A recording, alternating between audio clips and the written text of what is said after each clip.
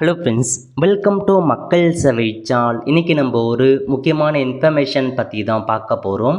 அதாவது TNPSC group 4 exam நாளைக்கு நடைபெற போகுது. எக்ஸாம் ஹாலுக்குள்ளே எந்தமான டாக்குமெண்ட்லாம் கொண்டு போகணும், எதெல்லாம் கொண்டு போகணும், எக்ஸாம் எப்படி இருக்கும், எந்தமான டைமுக்கு என்ன நடக்கும், அதை பற்றின மொத்த இன்ஃபர்மேஷன் தான் இந்த வீடியோ வந்து பார்க்க போகிறோம். இந்த வீடியோ ஸ்கிப் பண்ணாமல் ஃபுல்லாக பாருங்கள். அது மட்டும் அல்ல, இந்த வீடியோ நிறைய பேருக்கு ஷேர் பண்ணுங்கள். ஃபஸ்ட்டு இந்த வெப்சைட் பண்ணிக்கோங்க. இந்த வெப்சைட்கான லிங்க்கை நான் டிஸ்கிரிப்ஷன் வந்து கொடுத்துட்றேன்.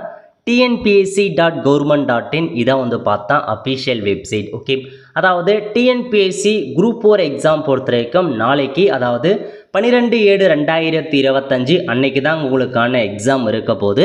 இது வரைக்கும் ஹால் டிக்கெட் டவுன்லோட் பண்ணாதவங்க இன்றைக்கே போயிட்டு ஏதாச்சும் ப்ரௌசிங் சென்டரில், கம்ப்யூட்டர் சென்டரில் போயிட்டு ஹால் டிக்கெட்டை பிரிண்ட் அவுட் எடுத்து வச்சுக்கோங்க. நாளைக்கு போகிறீங்க அப்படின்னா மார்னிங்கே ஒரு சில கடை ஓப்பனில் இல்லாமல் இருக்கலாம். அதன் காரணமாக இன்றைக்கே போயிட்டு குரூப் 4 எக்ஸாமுக்கான ஹால் டிக்கெட்டை பிரிண்ட் அவுட் எடுத்துக்கோங்க.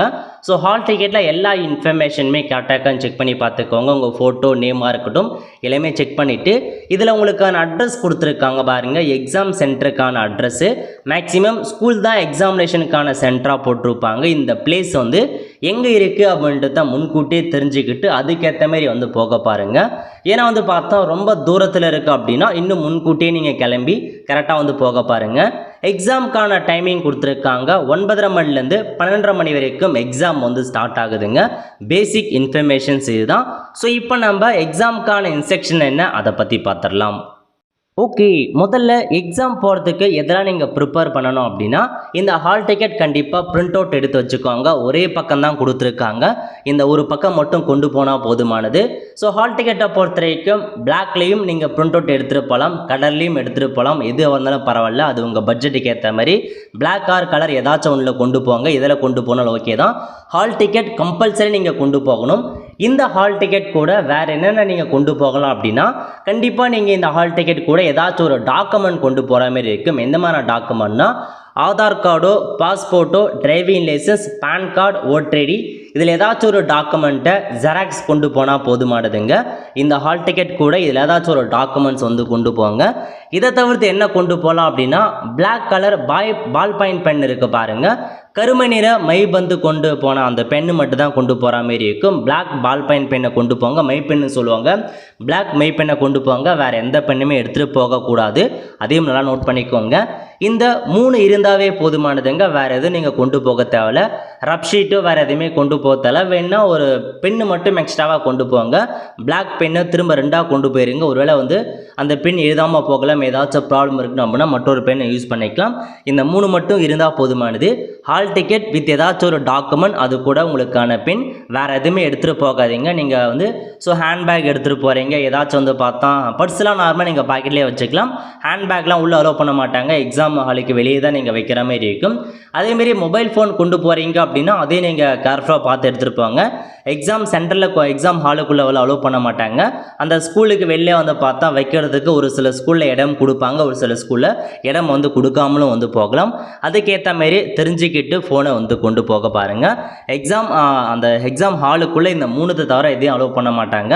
ஒரு சில இடத்துல வந்து பார்த்தா நீங்கள் பவுச்சு கொண்டு போகிறீங்க அப்படின்னா பவுச்சு கூட அலோவ் பண்ண மாட்டாங்க. மேக்ஸிமம் பவுச்சுக்கெலாம் வேலையே இல்லைங்க. ஏன்னா ஒரு பென்னு, ஹால் டிக்கெட்டு, ஏதாச்சும் ஒரு ஜெராக்ஸ் காப்பி அதை மட்டும் எடுத்துகிட்டு போனால் போதுமானது. வேறு எதுவும் உள்ளே நீங்கள் கொண்டு போக தேவையில்ல, அலோவ் பண்ண மாட்டாங்க. ட்ரெஸ் கோடை பொறுத்த வரைக்கும் நார்மலாக ரொம்ப ஃபார்மலாக இருக்கணும் அப்படின்லாம் அவசியம் இல்லை. நார்மல் கேட்டகரி ஷார்ட்ஸ்லாம் போட்டு போகாமல் இருந்தால் சரி, மற்ற எல்லாமே நார்மலாக இருந்தால் ஓகே தான். ஏன்னா அந்தளவுக்கு இதில் ஒன்றும் பார்க்க மாட்டாங்க. ட்ரெஸ் கோடெலாம் பேசிக்காக வந்து போட்டு போனால் போதுமானது. ஓகே, நெக்ஸ்ட் உங்கள் ஹால் டிக்கெட்டில் வந்து பார்த்தா ஃபோட்டோ தெளிவாக இல்லாமல் இருக்குது. ஃபோட்டோ வந்து பார்த்தா ரொம்ப பிளராக இருக்குது, ஃபோட்டோவே இல்லை அப்படின்ற பட்சத்தில் ஒரு மேனலாக ஒரு ஒயிட் பேப்பரில் உங்கள் ஃபோட்டோ ஒட்டி, ஃபோட்டோ கீழே உங்களுடைய சைன் போட்டு, அந்த ஃபோட்டோ கீழே உங்கள் பேர், ரெஜிஸ்ட்ரேஷன் நம்பர் அதெல்லாம் கொண்டு போய் நீங்கள் தனியாக சப்மிட் பண்ணுற மாதிரி இருக்குங்க. ஹால் டிக்கெட்டில் ஃபோட்டோ தெரியல அல்லது ஃபோட்டோவே இல்லைனா மட்டும் இந்த ஆப்ஷன் நீங்கள் வந்து பயன்படுத்துங்க. ஓகே, ஸோ இதை தான் பேசிக் இன்ஃபர்மேஷன்.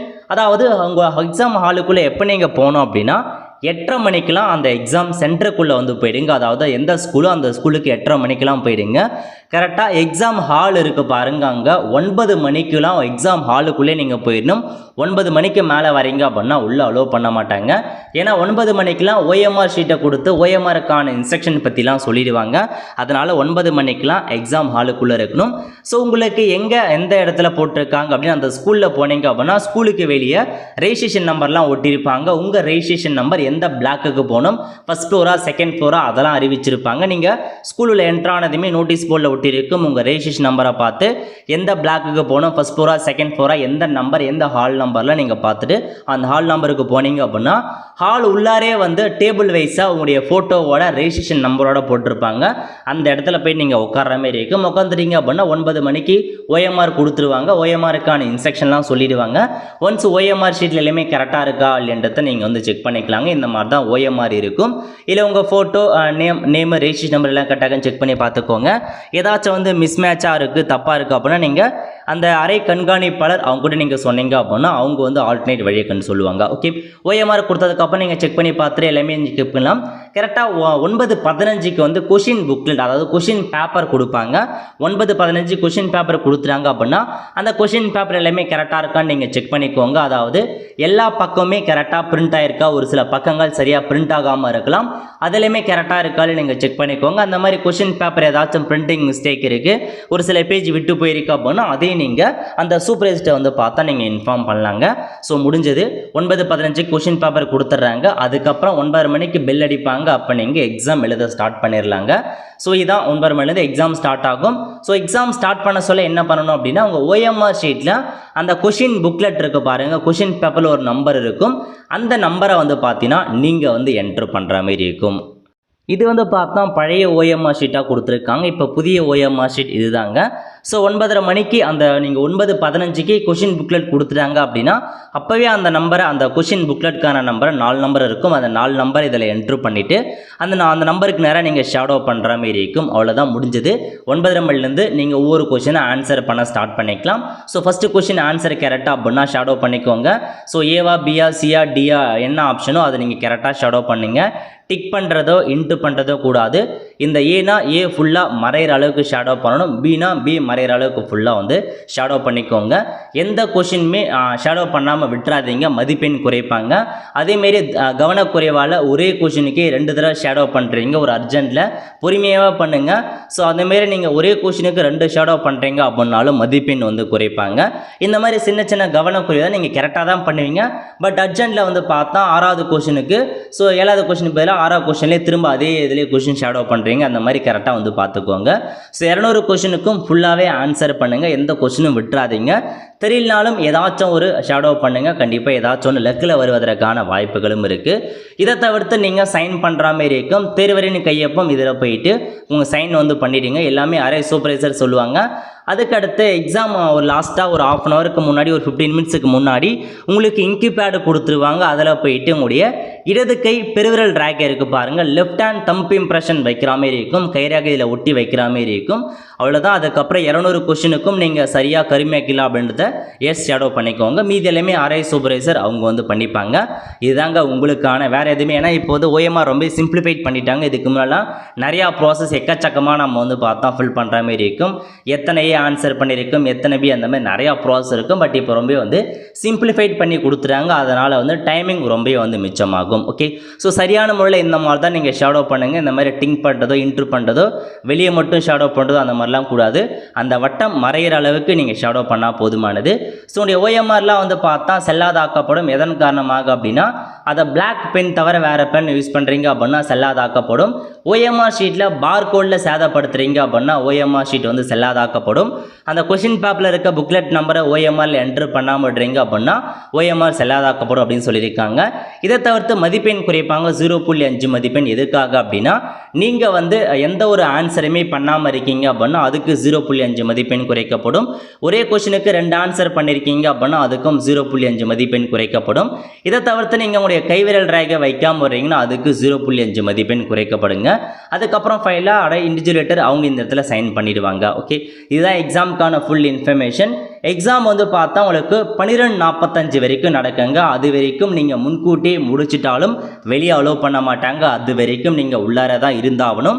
அதையும் நோட் பண்ணிக்கோங்க. 12:45க்கு தான் எல்லாருக்கிட்டையுமே அவங்களுக்கான அந்த ஆன்சர் ஷீட் ஓஎம்ஆர் ஷீட்டை வாங்கி முடிச்சதுக்கப்புறம் தான் வெளியே அலோவ் பண்ணுவாங்க. அதுக்கு முன்னாடி நீங்கள் முடித்தாலும் சும்மா தான் உள்ளே உட்காந்துட்டு இருக்கணும். ஓகே, இதை தவிர்த்து உங்களுக்கு வந்து பார்த்தா பெல் அடிப்பாங்க டைமிங்க்கு. ஸோ இத்தனை மணி நேரம் ஆச்சு அப்படின்னு 1 ஹவருக்கு ஒருத்தர் பெல் அடிப்பதற்கும் அடிப்பாங்க. அதை வச்சு உங்களுக்கான டைமை நீங்கள் கால்குலேட் பண்ணிக்கலாம். ஸோ வாட்சை பொறுத்த வரைக்கும் நார்மல் வாட்சை கொண்டு போகலாம். டிஜிட்டல் ஆக வாட்சி அந்த மாதிரி வாட்செலாம் கொண்டு போகக்கூடாது. நார்மல் வாட்ச் எடுத்துகிட்டு போகிறீங்க அப்படின்னா தாராளமாக வந்து கொண்டு போகலாம். ஓகே, அவ்வளோதான் ஃப்ரெண்ட்ஸ். ஸோ இதாங்க பேசிக் இன்ஃபர்மேஷன். இதை மட்டும் நீங்கள் கரெக்டாக ஃபாலோ பண்ணவே போதுமானது. ஸோ சரியாக எல்லாருமே கரெக்டாக அவங்களை எக்ஸாமினேஷன் ப்ரிப்பேர் பண்ணியிருப்பீங்க. ஒரு சில பேர் ப்ரிப்பேர் பண்ணாமலும் அப்படியே போய் எழுதுவீங்க. எப்படி இருந்தாலும் ஓகே தான். ஸோ நீங்கள் வந்து தெளிவாக பொறுமையாக ஒரு கொஷினாக படித்து பாருங்கள். அதிகபட்சமாக நீங்கள் படித்த கொஷினாக தான் வரும். நிறைய பேருக்கு வந்து பார்த்தா ப்ரிப்பேர் பண்ணவங்களுக்கு ஈஸியாக இருக்கும். நீங்கள் வந்து ஸ்கூலில் படித்த கொஷினே தான் திரும்ப திரும்ப கேட்பாங்க. பட் அதுவே நமக்கு அங்கே போயிட்டு எதுக்கான ஆன்சர்னு தெரியாமல் இருக்கும். அதுக்கு தான் முன்கூட்டி படிச்சுட்டு போனீங்க, ஒரு தடவை ரிஹர்சல் பண்ணிட்டு போனீங்க அப்படின்னா கண்டிப்பாக அந்த கொஷினுக்குலாம் ஈஸியாக ஆன்சர் பண்ணலாம். ஏன்னா தமிழ் தான் அதிகபட்சமாக உங்களுக்கு கொஷின்ஸ் மதிப்பெண் இருக்குது. தமிழ்லாம் ஈஸியாக தான் இருக்கும். நல்லா ப்ரிப்பேர் பண்ணிட்டு போனவங்களுக்கு கண்டிப்பாக நல்லாவே அட்டன் பண்ணலாம். ஸோ எல்லாருமே ஆல் தி பெஸ்ட், நல்லா ப்ரிப்பேர் பண்ணுங்கள். ஸோ இதான் உங்களுக்கான இன்ஃபர்மேஷன். நிறைய பேருக்கு தெரியப்படுத்துங்க. ஆல் த ஃப்ரெண்ட்ஸ், கண்டிப்பாக இந்த வீடியோ பிடிச்ச லைக் பண்ணுங்கள். அது மட்டும் அல்ல, இந்தியாவும் நிறைய பேருக்கு ஷேர் பண்ணுங்கள். அடுத்து ஒரு நிலையில் சந்திப்போம். நன்றி, வணக்கம்.